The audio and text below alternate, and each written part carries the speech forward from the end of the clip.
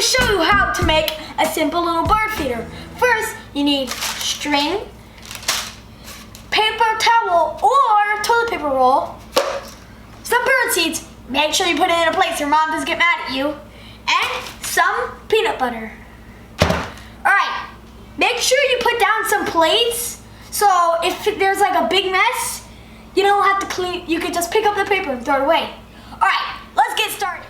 Alright, first you need to take a big clump of peanut butter and start spreading it out. Don't worry if you get your hands messy, they're washable. Start spreading it out.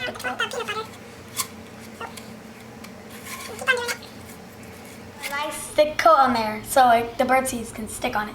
Alright, so now you take the bird seeds and start scrubbing it on there.